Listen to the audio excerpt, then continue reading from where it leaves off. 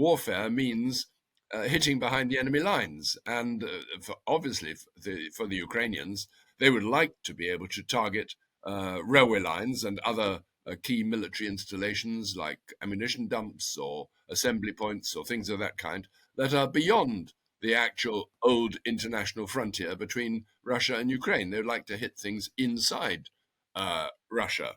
Now, Ukrainian forces have been attacking inside Russia. The city of Belgorod, which is a Russian city very close to the Ukrainian border, has been attacked several times, but it doesn't look as though they've been using some of these newer long-range missiles that have been supplied by the West. And if they have been, then they've been sort of, making it unclear which exact weapons have been used, because the US and most of Europe have put conditions on the use of these weapons. But the Ukrainians certainly have been attacking inside Russia. I'm Michael Binyon, and I'm a leader writer for The Times and was a foreign correspondent covering Moscow in Soviet times and various other countries. It seems that the Ukrainians have been targeting Russian railway lines. This follows an announcement by the Russian defense minister, Shoigu, that Russia would target Ukrainian railway lines and attack those supply chains where the weapons promised by the Americans are being delivered to Ukraine right now, or should be delivered. And the Russians announced that they would try to hit those trains transporting these new weapons to Ukrainian military sites. Well, it's obvious why the Russians would try to disrupt supplies reaching the front that are coming through from Poland or across the Ukrainian border. And they have been trying to interdict the supply of weapons for some time. And now that the Americans have announced that they have released the ammunition and the budget and all that Ukraine wants, it's simply a question of getting the stuff there. So the Russians clearly want to disrupt the network. Now, in response, the Ukrainians clearly would like to disrupt supplies to the Russian side, which are coming from within Russia and are mostly moved by train. It's the obvious way to transport ammunition and heavy military equipment. And they have been apparently targeting Russian railways. The railway system, of course, was all built in Soviet times, so it used to be a unified system, and the railway lines would go straight across the border from Russia into Ukraine. In fact, I've done that several times myself, crossed from one to the other.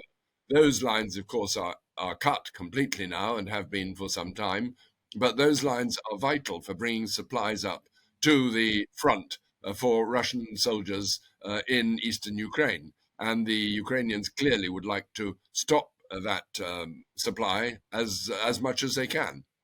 Of course, the first thing that the Ukrainians would have to do would be to pinpoint the actual strategic railway lines leading to the Russian front. And they know pretty well where these are. I mean, they know exactly where these are because in the old days, trains used to run straight across these frontiers and along this unified railway system. It's the same gauge. It's all the broad gauge for Russia and Ukraine. So they can bring up supplies and indeed even military equipment on their own railway system and then perhaps target the Russian railways just across the border. It depends where they want to hit. I mean, clearly, strategic points, marshalling yards, assembly points, railway junctions, those are the key things they would like to disrupt. And if they're able to use longer range missiles, tactical weapons, they can probably pinpoint exactly where they would like to strike. And it depends on both their own equipment and the supply of their own ammunition as to whether they'll be able to do that. Of course, there is a difficulty because the Ukrainians have weapons that can strike quite deep into Russia, but these are Western weapons, and mostly they are supplied with the condition that they're not used to attack Russia deep inside its own territory. The idea is that NATO is ready to supply Ukraine with defensive weapons to stop Russian attacks, air defense, and that sort of thing, but they're not willing to have things like the Patriot missiles or indeed the Taurus missile that Germany is ready to supply at some point if they go ahead with it, used for attacking Russian soil. They can attack those areas of Ukraine occupied by Russia, but the condition is they can't attack Russia itself. Now, that's quite a difficult condition because, of course, warfare means hitting behind the enemy lines. And obviously, for the Ukrainians, they would like to be able to target railway lines and other key military installations like ammunition dumps or assembly points or things of that kind that are beyond the actual old international frontier between Russia and Ukraine. They would like to hit things inside Russia. Now, Ukrainian forces have been attacking inside Russia. The city of Belgorod, which is a Russian city very close to the Ukrainian border, has been attacked several times. But it doesn't look as though they've been using some of these newer long range missiles that have been supplied by the West. And if they have been, then they've been sort of, making it unclear which exact weapons have been used, because the US and most of Europe have put conditions on the use of these weapons. But the Ukrainians certainly have been attacking inside Russia, and they've used drones even to go as far as Moscow with a few symbolic attacks on Moscow. I mean, they didn't do much damage, but they did appear, and they were meant to send a message saying we can reach deep into Russia. Now, Crimea is a slightly different thing because Crimea is formally still part of Ukraine, although occupied by Russia since 2014. And therefore, there's no ban or there's no kind of limitation on the Ukrainians using their weapons to attack strategic targets in Crimea. And that could include railway lines as well as, obviously, supply lines, ports, the famous Kerch Bridge, which links Crimea to Russia across the Sea of Azov. Those have been attacked and quite ferociously. I think they will be extremely angry. They will obviously feel that this is going to uh, upset and worry and frighten the Russian population, who up till now, I have to say, have been fairly isolated from this war. It hasn't really affected most people, apart from obviously those people called up to serve in the front line, and there are very many of them, and very many have been killed, which affects the families and their friends and lots of people like that. But ordinary Russians living in towns fairly far, say, from the front line, they're not affected at all. But if Ukrainian missiles come over and set fire to oil depots or ammunition dumps or things of that kind, this is quite scary for the Russians, who will begin to say, "Well, are we getting into a state of kind of total war?" Up till now, they've been told it's a special military operation. The Russians haven't used the word war, though it's begun to slip out a little bit in some of the official speeches. But it does look more and more to Russians, if attacks on their own soil are continuing, this is a real war. And I mean, the effect would be to rally them, I think, behind Putin and behind the Russian effort to beat the Ukrainians. Well, it's tit for tat, really. I mean, the Russians have been targeting energy pipelines, supply lines, energy grid, electricity, oil, things of that kind, which are vital for Ukraine. They've been doing this for some time. And I have to say it's pretty effective, because if you knock out uh, electricity generating stations, then you leave huge parts of the country in sort of blackout and nothing much works. And that is what they've been doing, especially ferociously recently, all around the city of Kharkiv. They have been attacking supply lines. Large parts of Ukraine are without power. The Ukrainians have been remarkably skilled and inventive in getting these systems up and running again. But it's pretty difficult to get oil and electricity and things flowing when the whole system is disrupted.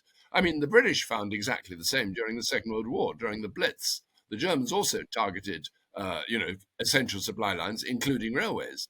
And it was pretty ingenious of the British to manage to get these systems working, sometimes within only a day or two. Of course, similarly, the Germans tried to keep their systems running when they were just as heavily, probably more heavily, attacked by the Allies during the Second World War. So it is possible to repair these things, but at some cost. And the Ukrainian attacks on Russia, clearly the Russians can repair the damage as quickly as possible. There's plenty of manpower, there's essential supplies that can do it. But it's costly and the damage could be quite severe. Well, it's quite difficult to tell because there have been a number of attacks that have been sort of unexplained. I mean, they look like sabotage from within Russia, sabotage of installations. I mean, there was no obvious rocket attack, say, and the Ukrainians didn't admit to targeting some sites that have been destroyed or hit or damaged within Russia. And there has been talk about, partisans within Russia causing damage. Well, particularly in Crimea, that's where these sort of partisan attacks have happened. Now, the Ukrainians have never really admitted full responsibility for that sort of thing, because that is, as it were, a bit of a red flag, both to the Western allies, who are not necessarily going to support partisan attacks within Russia.